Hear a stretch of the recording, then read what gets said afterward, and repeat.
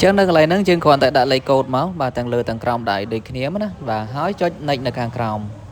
បាទដល់ពេលចុច next រួចហើយស្រាប់តែ load ចេញមកអញ្ចេះទៅវិញបាទហើយដល់ពេលចេញអញ្ចឹងហើយមិនងាយដោះស្រាយទេបងប្អូនបាទជាពិសេសអ្នកបង្កើតនៅលើ iPhone បាទសួស្តីបងប្អូនទាំងគ្នានៅក្នុងដៃខ្ញុំនេះគឺជា iPhone 11ហើយ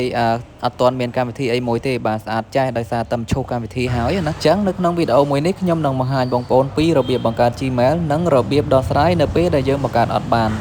តាមពិតទៅការបង្កើត Gmail ដោយអត់មានអីពិបាកទេបាទហើយបងប្អូនយើងភាគច្រើនគាត់សុទ្ធតែចេះបង្កើតអស់ហើយបាទគ្រាន់តែយើងដាក់ឈ្មោះបាទដាក់នាមតកូលយើងណាហ្នឹងហើយអញ្ចឹងនៅត្រង់កន្លែងនេះខាងក្រោមយើងមិនចាំបាច់ដាក់ក៏បានដែរបាទយើងដាក់តែខាងលើឈ្មោះយើងមកខាងក្រោមយើងម្លងចោលមកបាទហើយយើងចុច next ទៅ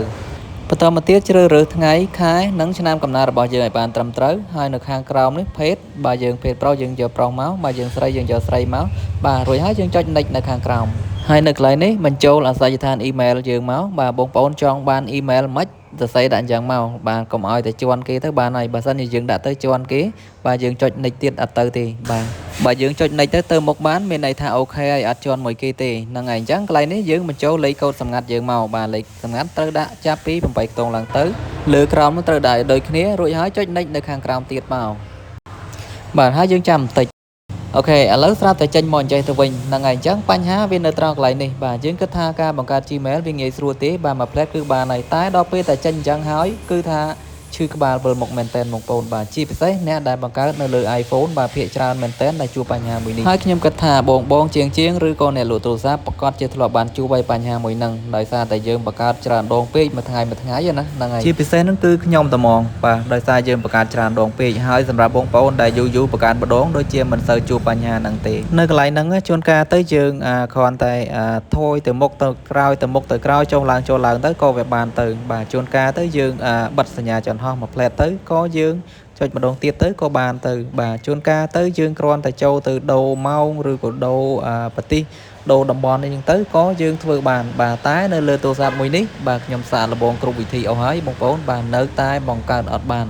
បាទជាពិសេសគឺនៅលើ iPhone នឹងតែម្ដងបាទនៅលើ Android គឺថាមានយូរម្ដងបាទនៅលើ iPhone វិញគឺថាខ្ញុំជួបសឹងតែ100%ហើយថ្ងៃនេះអញ្ចឹងកុំឲ្យខាតពេលយូរយើងទាញ Oppo មកដើមមកដើម្បីបង្កើតនៅលើ Android វិញម្ដងបាទដោយសារនៅលើ iPhone ឆ្អែតឆ្អន់ហើយហ្នឹងបងប្អូនបាទទៅមុខអត់រួចទេបាទទៅមុខទៅក្រោយគឺនៅតែប៉ុណ្្នឹងអត់ទៅមុខបាទយើងដូរម៉ោងផងដូរប្រទេសផងដូរកន្លែង region ហ្នឹងផងបាទទៅមុខអត់រួចទេបងប្អូនបិទហើយបើកហើយក៏នៅតែប៉ុណ្្នឹង restart ហើយក៏នៅតែប៉ុណ្្នឹងសំខាន់ទូរស័ព្ទហ្នឹងតែ reset ហើយមកស្អាតហើយនៅបង្កើតអត់បានទៀតអញ្ចឹងនៅលើ Oppo ខ្ញុំចូលទៅបង្កើតនៅក្នុង Play Store បាទហើយឥឡូវនៅ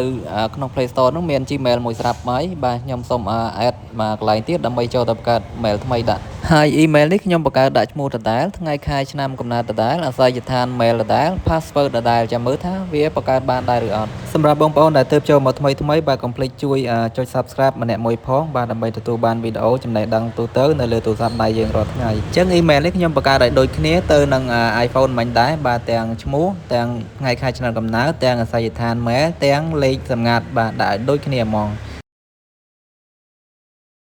អូខេយើងដាក់លេខសម្ងាត់ហើយចុច next នៅខាងក្រោមទៀតចាំមើលទៅមុខរួចឬអត់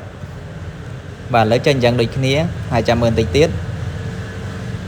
អូខេបាទទៅមុខបានហើយបាទឲ្យយើងដាក់លេខទូរស័ព្ទអញ្ចឹងមានន័យថាវាអូខេហើយហ្នឹងហើយអញ្ចឹងយើងវាយលេខទូរស័ព្ទយើងចូលមកបាទរួចហើយចុច next នៅខាងក្រោមទៀតទៅហើយទីទៀតក្រុមហ៊ុន Google គេនឹងផ្ញើលេខកូដ OTP 6ខ្ទង់មកឲ្យយើងអញ្ចឹងយើងបានលេខកូដហើយយកមកវាយចូលនៅក្នុងប្លោះនេះវិញ